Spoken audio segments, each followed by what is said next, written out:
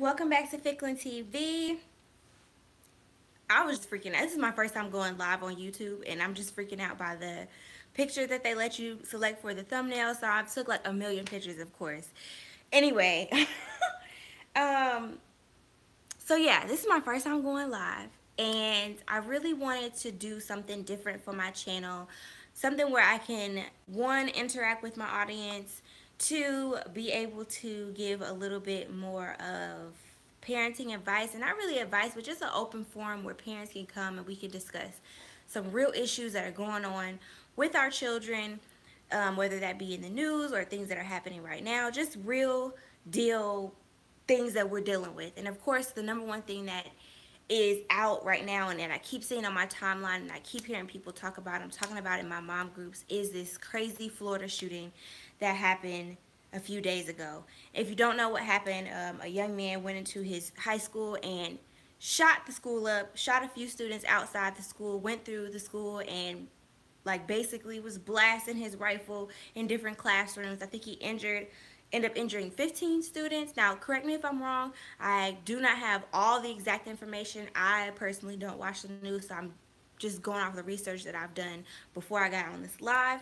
But he shot 15 students, and I think he ended up killing 12 students. The fact that this is happening still in our country is insane to me.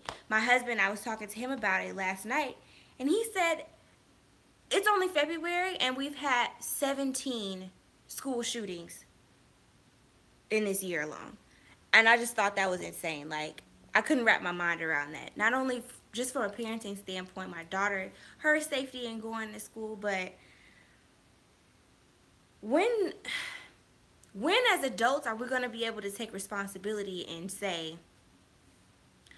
let's give a red flag, this kid is acting weird, he's acting off. When are we going to start stepping in and saying, okay, something needs to be adjusted, something needs to be changed? I looked at the boy's history, and apparently he's 19 years old in high school. That's one red flag.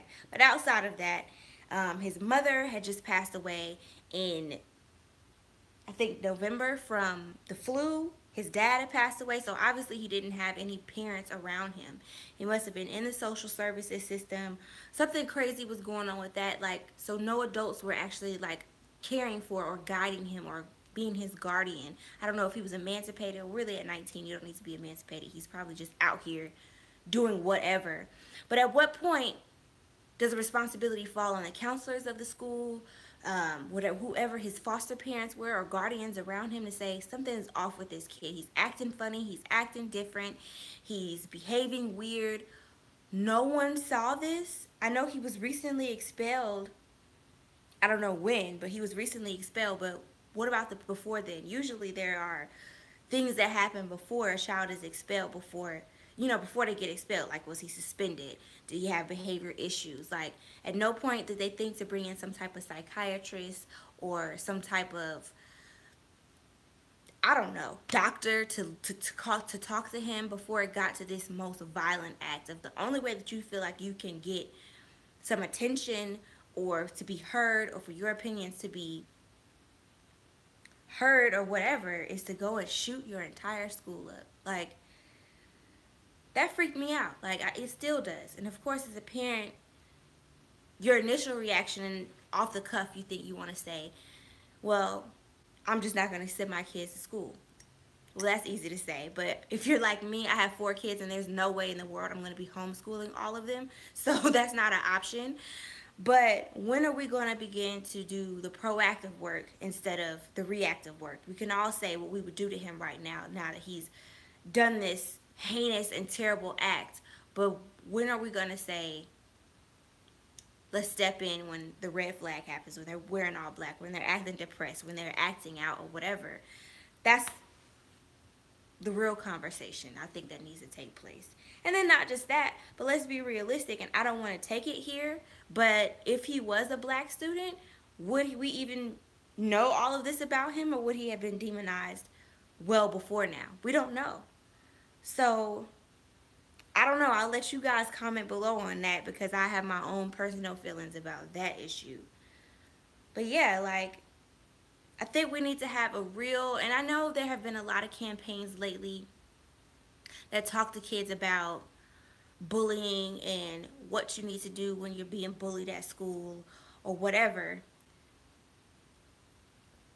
And even my daughter, she was teased, really not this year, it was more so last year. She was being teased about her hair.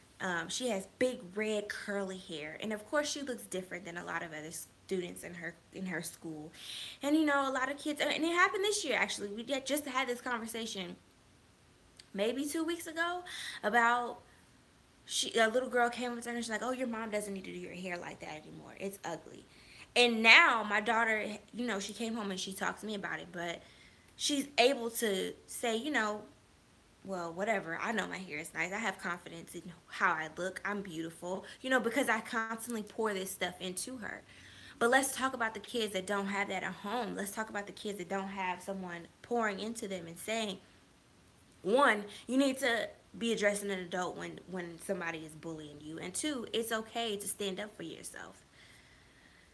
Why can't we have those conversations with our kids, and why is it so hard for them to, I don't know, just know that it's okay to stand up for yourself? Like, that's the biggest issue for me. I don't want my kids ever to feel like they can't come home and talk to me and tell me, "Hey mom, something is going on with me. Hey mom, somebody said something about me," and I'd be able to tell you what to do. Instead of it being a, "Oh, you need to smack her in the face if she says you know."